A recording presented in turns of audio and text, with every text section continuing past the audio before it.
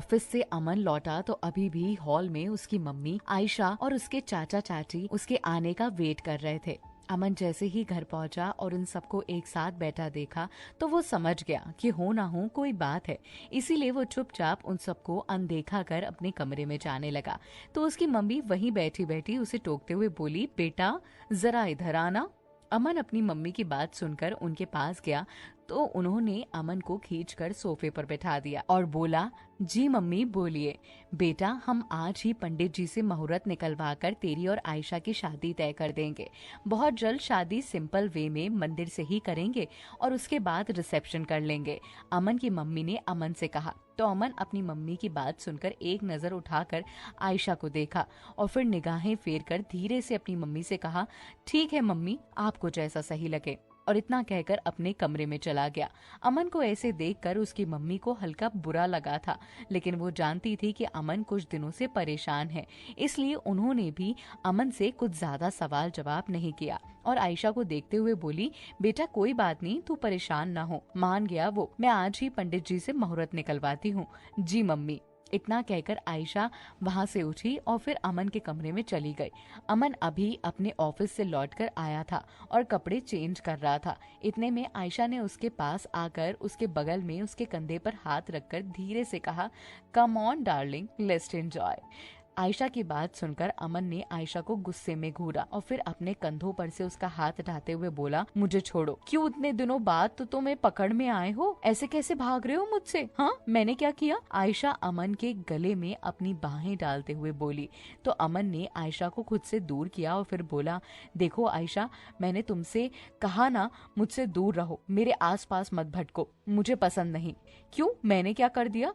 तुम क्यों इतना गुस्सा हो? बताओ, एकदम से तुम्हें क्या हो गया? हाँ, मैंने कहा ना, मुझे तुमसे कोई बात नहीं करनी, मतलब नहीं करनी, चुपचाप यहाँ से चली जाओ। पर किस बात पर इतना गुस्सा हो?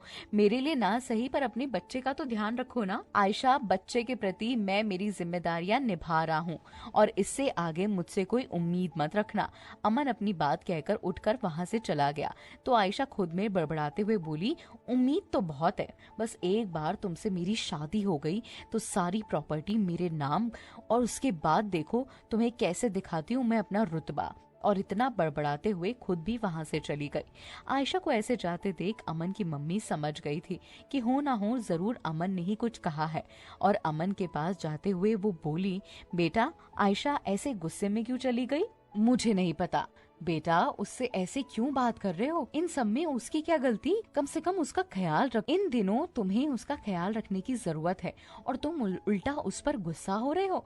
देखो, मैंने आपसे कहा ना, मुझे उससे मतलब नहीं है और ना ही मैं उसके बारे में कुछ जानना चाहता हूँ। आप प्लीज मेरा पीछा छोड़ दीजिए और उसके बारे में मुझसे कोई बात नहीं करिए। इतना कहकर अमन अपनी दादी के पास चला गया और दादी के पास बैठा बैठा कुछ कुछ सोचने लगा। इधर फंक्शन के बाद निखिल, मधु, आरव और रूही अपने अपने कमरे में आराम कर रहे थे और प्राची के मम्मी पापा भी अपने कमरे में आराम कर रहे थे। प्राची के पापा आज बहुत टेंशन में थे। कुछ ही दिनों बाद प्राची की शादी होने वाली थी और फिर वो विदा होकर हमेशा हमेशा के लिए नए घर जाने वाली थी। ये बात उसके पापा को बहुत परेशान कर रही थी। कोई भी बाप हो, किसी भी बाप के लिए अपनी बेटी को विदा करना सबसे बड़ी बात होती है। वो टेंशन में बैठे बैठे तभी प्राची उनके लिए गर्म दूध लेकर आई। तो पापा को ऐसे टेंशन में देखकर उनके करीब गई और उनके हाथ पर हाथ रखकर बोली, क्या बात है पापा, आप इतनी टेंशन में क्यों हो? कुछ नहीं बेटा, उसके पापा ने उदास होकर कहा। क्या बात है, मुझे बताइए। आपको मेरी कसम। कुछ नहीं बेटा, बस मन उदास था।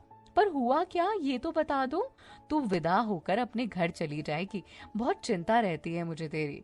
चिंता क्यों रहती है? हाँ, शादी करके मुझे आज नहीं तो कल जाना ही है। खुश रहूंगी पापा मैं, ये तो मैं जानता हूँ, लेकिन जब तक तू अपनी जिंदगी में सेटल नहीं हो जाती पूरी तरह, तब तक तो टेंशन मुझे लगी रहेगी ना। हाँ पापा, वो मैं समझती हूँ, लेकिन आप टेंशन मत लो, प्राची ने दिलासा दिया। तो उसके पापा समझ गए और फिर कुछ सोचते हुए बोले, खुश रखेगा ना वो तुझे?